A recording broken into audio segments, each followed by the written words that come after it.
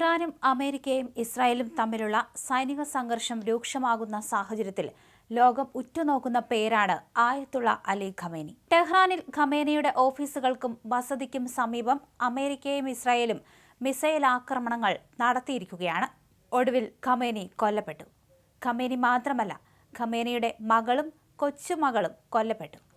ഇസ്ലാമിക റിപ്പബ്ലിക്കിന്റെ സ്ഥാപകനായിരുന്ന ആയത്തുള്ള റുഹല്ല ഖമേനിയുടെ പിൻഗാമിയായാണ് പണ്ഡിതനായിരുന്ന ആയത്തുള്ള Ali Khamenei 1989 ഇറാന്റെ നേതൃത്വം ഏറ്റെടുക്കുന്നത്.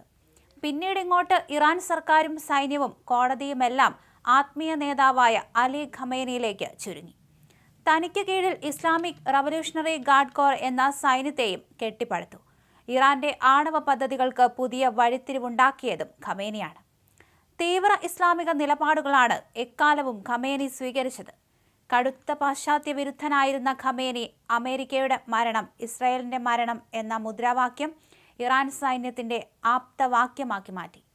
ഏത് വൻശക്തിയെയും നേരിടാൻ പോകുന്ന കരുത്ത് ഇറാനുണ്ടെന്നും സ്വയം പര്യാപ്തമാകുകയാണ് ഇറാന്റെ ലക്ഷ്യമെന്നും പ്രഖ്യാപിച്ചു.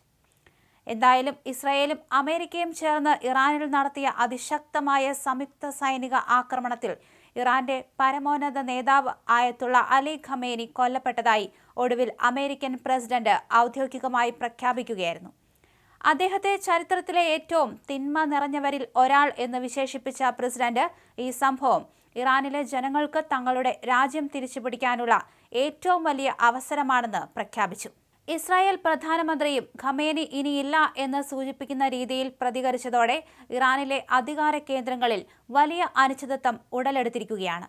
ഇസ്രായേലുമായി നടത്തിയ നീക്കത്തിൽ നിന്ന് ഖമേനിക്ക് സ്വയം രക്ഷപ്പെടാനോ കൂടെ കൊല്ലപ്പെട്ടവരെ രക്ഷപ്പെടുത്താനോ കഴിഞ്ഞില്ല. ഇറാൻ റവല്യൂഷണറി ഗാർഡ് സൈന്യം തുടങ്ങി പലരും ഇനി പോരാടാൻ ആഗ്രഹിക്കുന്നില്ലെന്നും തങ്ങളിൽ നിന്ന് സംരക്ഷണം തേടുകയെന്നാണ് അറിയാൻ കഴിഞ്ഞതെന്നും ട്രംപ് പറഞ്ഞു. ഖമേനിയുടെ മരണം മാത്രമല്ല, വെറും ഒരു ദിവസം കൊണ്ട് ആ രാജ്യം വലിയ രീതിയിൽ നശിപ്പിക്കപ്പെടുകയും ചെയ്തുവെന്ന് ട്രംപ് ട്രൂത്ത് സോഷ്യലിൽ കുറിച്ചു. ശനിയാഴ്ച പുലർച്ചെ നടന്ന ആക്രമണത്തിൽ ഖമേനിയുടെ ഔദ്യോഗിക വസതിയും ഓഫീസും ഉൾപ്പെടുന്ന സമുച്ചയത്തിന് നേരെ 30 ബോംബുകൾ പ്രയോഗിച്ചതായി റിപ്പോർട്ടുകൾ വ്യക്തമാക്കുന്നു. സമുച്ചയത്തിന് കാര്യമായ നാശനഷ്ടങ്ങൾ സംഭവിച്ചതിന്റെ സാറ്റലൈറ്റ് ചിത്രങ്ങൾ പുറത്തു വന്നിട്ടുണ്ട്.